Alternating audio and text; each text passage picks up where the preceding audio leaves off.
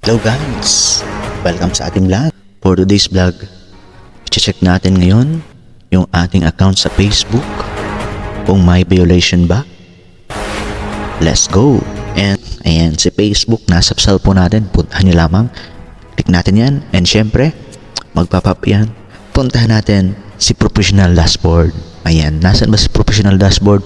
Syempre, nandito. Okay, click nyo lamang yan. Nakikita nyo si Professional Dashboard. Ayan. Nakikita nyo sa screen natin. Ayan. Punta tayo sa inyong weekly progress. Saan ba makikita ang weekly progress? Nandyan. Nakikita nyo. Ayan. Sa taas. Bibilogan natin yan. Let's go. Pagkabilog. Nandyan na. And click natin. Click lang ninyo. Makikita nyo yung monetization, page recommendation, meta verified, content protection. Okay? Saan ang i-click ninyo? Saan?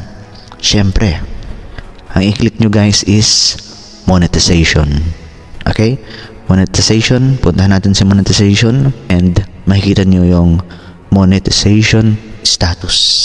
Ayan, nandyan yung monetization status guys. And pag ninyo, scroll nyo lamang. Okay, may makakalagay dyan, your page is active and earnings.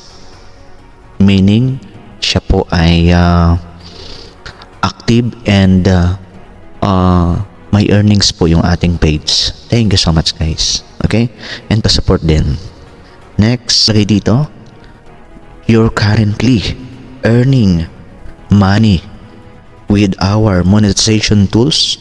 Keep sharing unique and valuable content to earn money. Meaning, kung kayo po ay magagawa ng content, ang gagawin nyo po ay yung valuable and may matututunan yung ating mga subscriber or followers. Kaya sinasabi dito, valuable and inspirational yung inyong mga video. Okay? So, next, pag-scroll natin, makikita natin dito ang page status or manage admins. Ayan. Then, pag-scroll natin, makikita natin dito ang page status sa unahan. Yan ang ating hinahanap kung paano ma-check ang inyong account sa Facebook, kung may violation ba or nag-earnings ba. Then, ayan, pagbukas natin dyan, makikita nyo naka-green sa taas.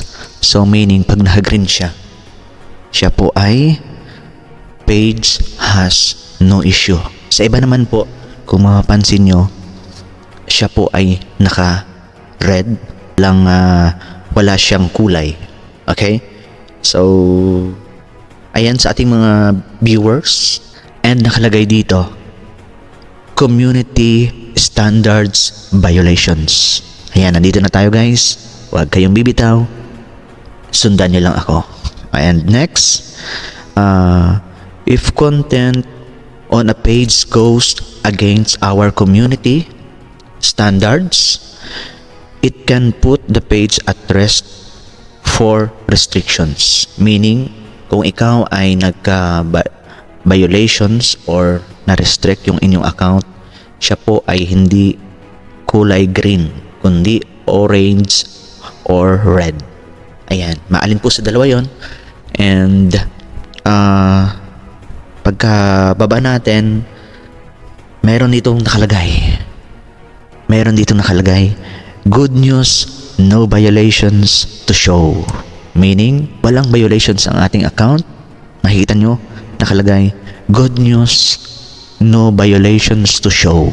Lagi mong tatandaan kung ikaw po ay mag-upload ng video, make sure walang music na may CPR or copyright. Kasi po, nakaka-apekto yan sa ating Facebook account. And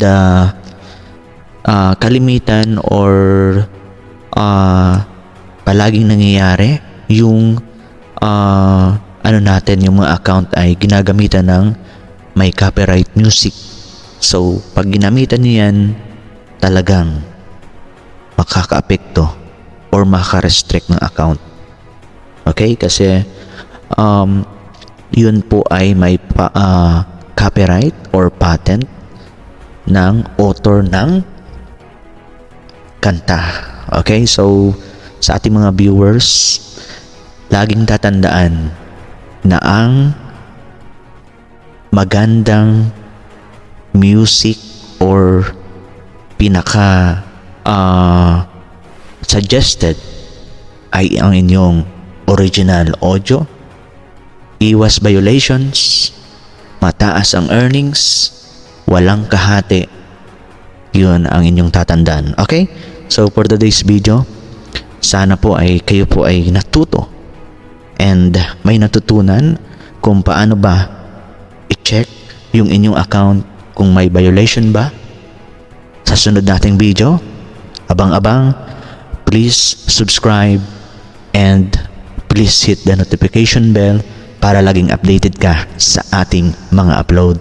Let's go and always good vibes. Dritch TV.